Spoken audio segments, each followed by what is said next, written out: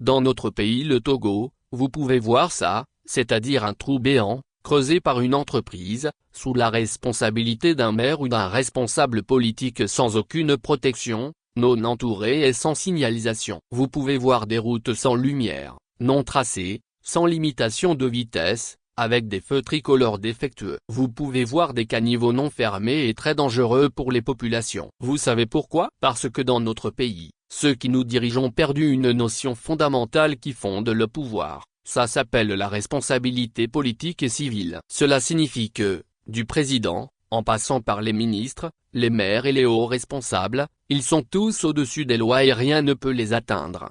Ils sont nommés pour jouir des postes, avoir droit à des véhicules, des bons d'essence, des avantages et ne jamais répondre devant les juridictions compétentes de leurs responsabilités. Ils ne doivent rien au peuple, sauf de le mépriser. Ils doivent tout au veau d'or. Ils sont nommés uniquement pour obéir au chef, au parti, et s'ils sont opposants de fermer les yeux sur tout. Voilà pourquoi le Togo ne marche pas et ne marchera jamais, car un pays sans loi et sans justice équitable c'est le désordre et la raison du plus fort. Un citoyen peut mourir dans ce trou, faire un accident et devenir handicapé, personne ne sera tenu responsable, pire ce sera de sa faute.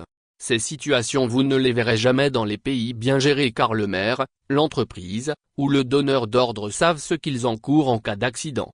En France, un accident grave qui survient après une telle négligence, le maire peut être condamné entre 3 ans et 5 ans de prison en fonction de la gravité et de 45 000 à 70 000 euros d'amende, et même déclaré inéligible. Alors, chers compatriotes, vous comprenez pourquoi dans ces pays les choses marchent et évoluent car la loi punit tout le monde. Au Togo, la loi, c'est qui vous savez.